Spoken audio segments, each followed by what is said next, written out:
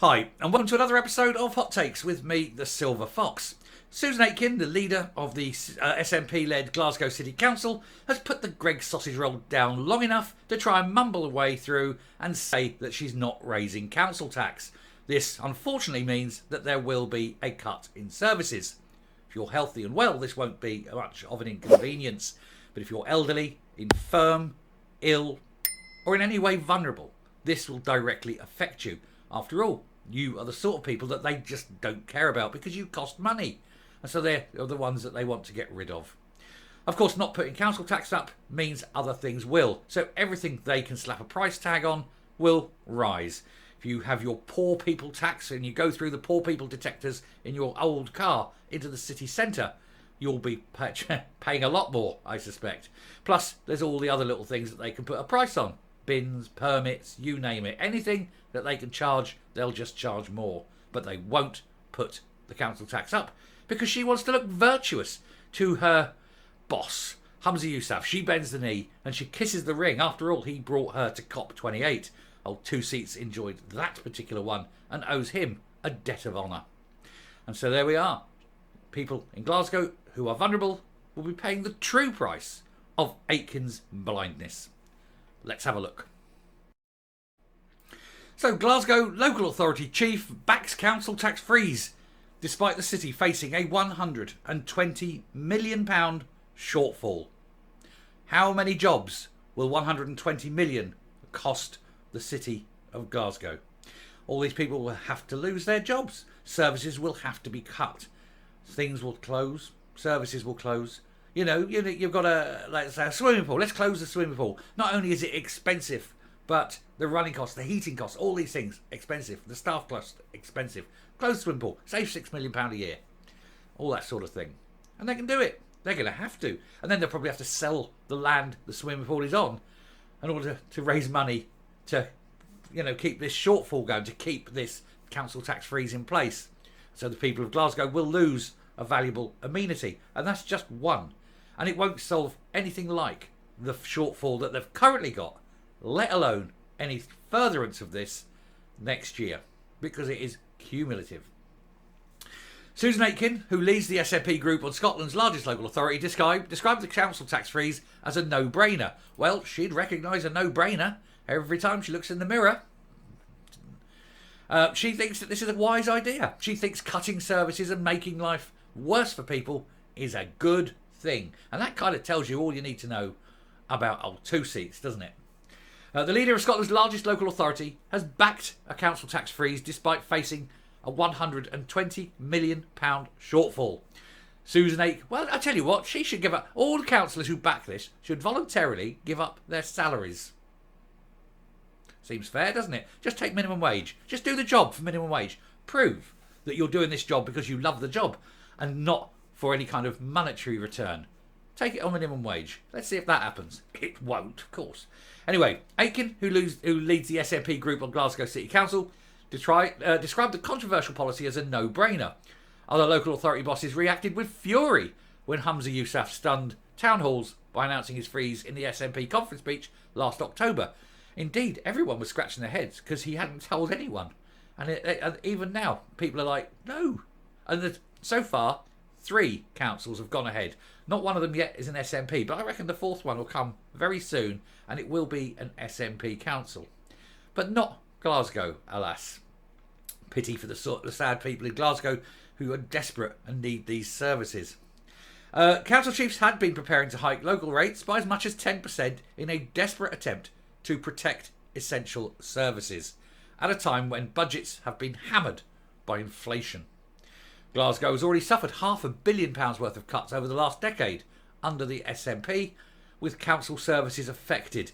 And councillors in the city were warned in November the local authority faces making a further £40 million worth of savings annually for the next 3 years. Savings on what? It's already been cut to the bone. There's very little left that you can trim without going into statutory obligation territory, in which case at that point you declare that it's a bankrupt council, and that wouldn't surprise anyone, SNP being, so good at finances as it were.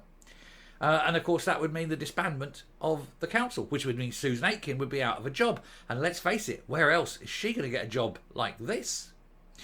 Aitkin admitted there were still many difficult questions to make before the Glasgow budget for next year could be voted on. She said by accepting the Scottish Government's offer of funding freeze to council tax at current levels, we can ensure that this is at least one less cost increase households have to worry about while they're struggling daily with the cost of living crisis. But what of those people for whom the money isn't the issue, but the services are? What about people who are disabled, the elderly, people who are recovering, need social care? There is so many areas that you are going to have to cut in order to make political gain. Oh, look at us, aren't we wonderful? Sure, some people will die, but that's a price worth paying.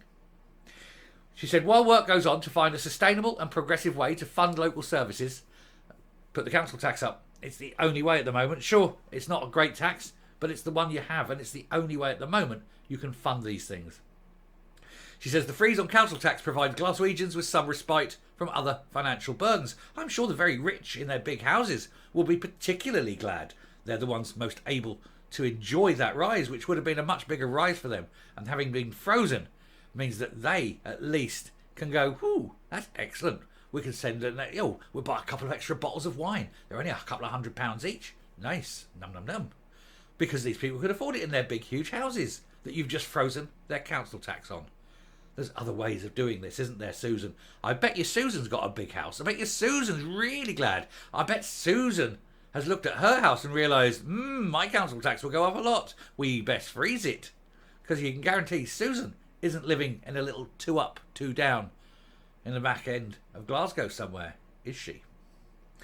The SNP council chief added, on its own, the Scottish Parliament simply doesn't have the powers to address the cost of living crisis in the way we would want it to. Well, it can stop spending money on useless things. Have you considered that? So it's all the more important that where the Scottish Government is able to act, it does so. And one way you can do is to fund a council tax freeze. At least that's one bill we won't be any higher this year. Just everything else will be. For Glasgow SNP, she said it's a no-brainer and that we'd grasp the opportunity that we do not have to pass on our own constantly rising cost pressures to Glasgow residents. Well, I tell you what else, Susan. Your Greg's bill could do with a little bit of trimming this year, couldn't it? You know, save a couple of £1,000 a year off that if you halved your intake. Aitkin also hailed the allocation of an additional £1.8 million to the city following discussions with Shona Robertson, the Finance Secretary. She doesn't understand. She just signs the cheques now, doesn't she? She hasn't got a clue what the money's for, Shona. Stephen McCabe, the Labour leader of Inverclyde Council, said, shock. Scotland's top SNP councillor publicly supporting the council tax freeze, claiming that her private lobbying, not that of Cosler, has secured her council an extra £1.8 million. Oh yes, of course, because it wasn't her, was it? It was Cosler. A load of old rubbish. When her budget is presented next week, look out for the council tax assumptions for 25-26 onwards. Oh yes, because they are going to be massive. You're getting your freeze this year, which means next year they've got to put on this year's increase and then the increase as well. So it isn't really a council tax freeze, it's a council tax delay. The extra that you would have paid this year will be going on to next year's bill as well as next year's rise. It's going to be a massive jump. Next year, 15, possibly 20%. And all because Humza Yousaf is an idiot who couldn't write a good speech, and he panicked. He said, what can I do that makes me look any less of a fool? I'm afraid that ship has sailed, hasn't it? What a dick. Anyway, there we go. Coming up, round off. I'll tell you what's funny. Something that hasn't yet been published, and that, of course, is the costs for old 2 seats to go to COP28. How much did that cost? They're not telling us. That apparently has personal information on it that would be wrong for them to reveal. Yet the personal information being how much champagne and caviar the fat oaf scoffed at 30,000 feet sitting in business class as she went to COP28 in Dubai for no reason whatsoever, and of course had to buy 2 seats. Too fat for one. They won't publish that though, will they? Meanwhile, they're cutting your services, so that's great. Some old granny sitting in a flat freezing to death, hypothermia, can't put the heating on, no money. Was hoping to get Meals on Wheels and eat today, but that isn't happening either. And then all of a sudden, she reads about the champagne and caviar at 30,000 feet, thinks it was worth it, as she keels over, hits the floor dead and slowly gets eaten by her cats. What a world we live in with people like that. Oh well, you keep voting them in, this is what you get. Thanks for listening.